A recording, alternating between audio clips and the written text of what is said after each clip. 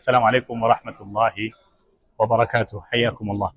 Tunapozungumzia vijana tunazungumzia muhimili muhimu sana katika Uislamu. Umri wa ujana ni umri wa thamani. Umri wa ujana ni umri wa kutengeneza. Umri wa ujana ni umri wa kuzalisha.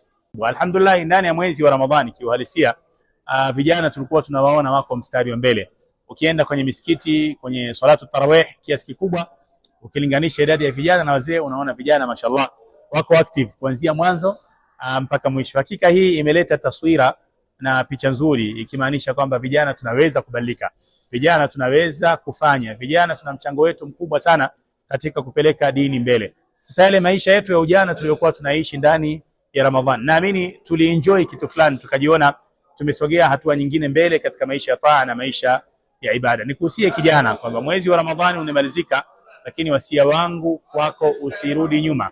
Usivae vazi au usivue vazi la ladha ya ibada ambayo uliipata ndani ya mwezi mtukufu wa Ramadhani. Usijivue vazi la uchamungu ambalo ulilivaa ndani ya mwezi mtukufu wa Ramadhani. Maisha ya ibada yana utamu wake, maisha ya ibada yana raha yake, maisha ya ibada yana utulivu wake, na naamini huu utamu, raha, utulivu vijana mmeviona vyote hivi. Kwa hiyo endeleeni kudumu katika kufanya hizi khairi na haya maisha ya taa hata baada ya kumalizika kwa mwezi mtukufu wa Ramadhani. Allah anasema wala takunu kallati naqadat ghazlaha min ba'di quwwatin ankatha. Msiwe kama yule mtu ambaye mchana kutwa alikuwa anatengeneza jamvi lake, lakini jua lilipozama akaanza kulifumua, kuliharibu kwa mikono yake. Hii maana yake khairi uliyoipambania na kuifanya wewe tena ukawa unaiharibu.